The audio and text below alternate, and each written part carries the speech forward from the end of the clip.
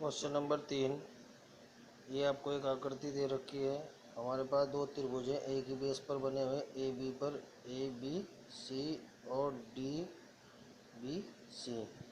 हमें ये सिद्ध करना है, एक दूसरे के विकर्ण ओ पर काटते हैं। हमें ये सिद्ध करना है कि इन त्रिभुजों का अनुपात बराबर होगा ए ओ अपॉन ओ डी। चलिए इसका सॉल्यूशन देखते हैं। ये हमारे पास हमने एक ही आधार पर बने दो त्रिभुज थे, ए बी सी और डी बी सी। हमने क्या किया जी, इसके विकर्ण एक दूसरे को ऊपर काट रहे थे, गिवन है।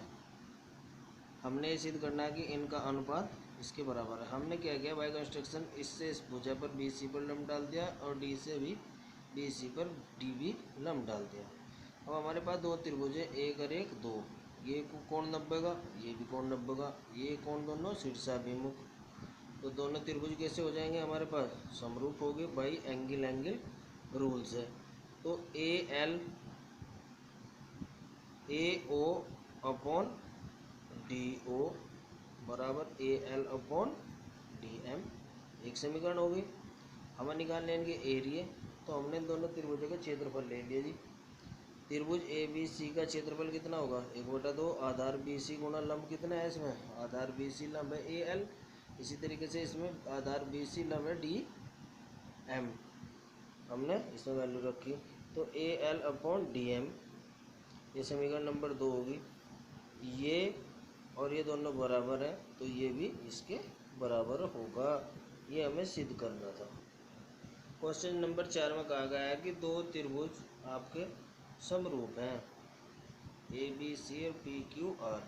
हमें सिद्ध करना है कि ये सर्वांगसम होंगे। तो समरूप है तो इनकी भुजाओं के क्या होंगे, स्क्वायर भी बराबर होंगे।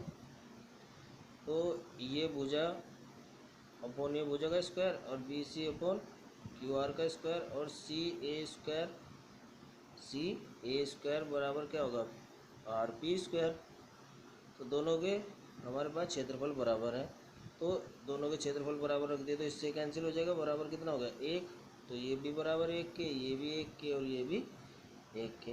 जब ये बराबर 1 के तो दोनों बराबर, तो ये भुजा इसके बराबर, ये भुजा इसके बराबर, इसी तरीके से ये इसके बराबर। तो दोनों त्रिभुज कैसे हो गए, सर्वांगसम हो गए बाई साइड रूल्स है।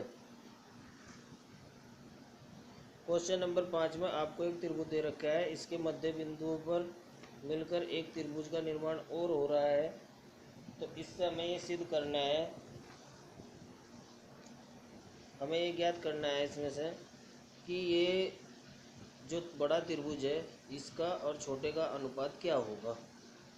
ये हमें ज्ञात करना है, यानी कि छोटे और बड़े का अनुपात क्या होगा। हमारे पास ये मध्य बिंदु है, तो यह रेखा इसके समांतर होगी। ये हमने कक्षा 9 में पढ़ी थी। तो यह भुजा इसके कितने होगी, हाफ के इक्वल होगी। इसी तरीके से तो यह जब इसके हाफ के इक्वल होगी तो यह लाइन किसकी इक्वल है, बी डी, इसके बराबर हो जाएगी, क्योंकि ये इसके मध्य बिंदु है। ये वाली लाइन ई एफ किसके बराबर हो जाएगी, बी डी के। इसी तरीके से जिस तरीके से ये आई है डी एफ, ये लाइन किसके इक्वल है, इसके पूरे के आधे के, इसका आधा कितना है, बी ई, बराबर होगी। इसी तरीके से ये होगी। तो ये आपके पास क्या हो जाएगा, समांतर चतुर्भुज। तो बी बराबर किसके हो गया, 1 के।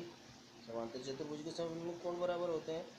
इसी तरीके से हमने इसको भी समांतर चतुर्भुज सिद्ध कर दिया, डी एफ सी ई को।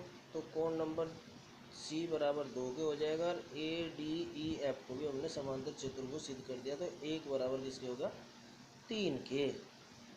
तो बाई एंगल रूल लगाएंगे हम, बाई एंगल रूल। तो ये क्या हो जाएगा आपके पास, सर्वांगसम होगा। तो इनकी भुजाओं का स्क्वायर किसके बराबर होता है, अनुपात इसकी भुजाओं का स्क्वायर बटे इसकी भुजाओं का स्क्वायर बराबर होगा। तो हमने ये सिर्फ ये ली डी एफ स्क्वायर बटे बी सी। समीकरण नंबर 1 में हमारे पास क्या चीज़ दे रखी है, हमारे पास दिया गया है डी एफ बराबर 1/2 बी सी। ये आपके पास गिवन है जी। आपने डी एफ की जगह 1/2 बी सी रखा है, बी सी से बी सी कैंसिल, तो 1/2 का स्क्वायर 4। तो इसका अनुपात आ गया आपके पास 1/4। क्वेश्चन नंबर 6 में आपके पास गिवन है दो त्रिभुज है ए बी सी और डी ई एफ, दोनों सर्वांगसम है और इसकी माध्यिका ए पी है और इसकी डी क्यू है। ठीक है, दोनों त्रिभुजों की हमें यह सिद्ध करना है कि इन दोनों त्रिभुजों का जो क्षेत्रफल का अनुपात है, यानी कि A B C upon D E F, A P का स्क्वायर अपॉन डी क्यू का स्क्वायर। ठीक है, ये हमें सिद्ध करना। ये सिद्ध करने के लिए हमें बी डी पी और डी ई क्यू दोनों को समरूप त्रिभुज सिद्ध करना होगा। ठीक है, तो हमारे पास ए बी सी में डी पी क्या है, माध्यिका। तो माध्यिका है तो हमारे पास ये जो भुजा है डी पी, ये किसकी होगी, पूरे की आधी। इसी तरीके से ई क्यू क्या होगा, पूरे का आधा। तो हमने डी पी बराबर बी सी अपॉन 2 और ई क्यू बराबर ई एफ अपॉन क्यू, तो दोनों त्रिभुज समरूप है। तो A B upon D F, इनकी भुजाओं का अनुपात कैसे होंगे, बराबर होंगे और इसका प्रत्येक कोण भी बराबर होंगे। तो हमने सिर्फ ये वाला और ये वाला लिया था, ये ले लिया जी। इसमें लेने के बाद में हमने क्या किया, इनके अपॉन 2 से भाग कर दी। 2 से भाग करने के बाद में पहले समीकरण में बी सी अपॉन 2 का मान कितना है, डी पी, और ई एफ अपॉन 2 का मान कितना है, ई क्यू। तो समीकरण नंबर 3 आ गई। तो ये और ये आया और ये कोण बराबर, तो दोनों त्रिभुज कैसे हो गए, समरूप। तो समरूप हो गए तो इसका क्षेत्रफल बटे इसका क्षेत्रफल बराबर क्या होगा, इसकी भुजा का स्क्वायर और इसकी भुजा का स्क्वायर। परंतु हमें क्या पता, जब दोनों त्रिभुज समरूप है हमारे पास ये, उसका भी ये होता है। तो इसकी जगह हमने क्या मान रख दिया, A P upon D Q square. तो ये हमने जो सिद्ध करना था वो हमारे पास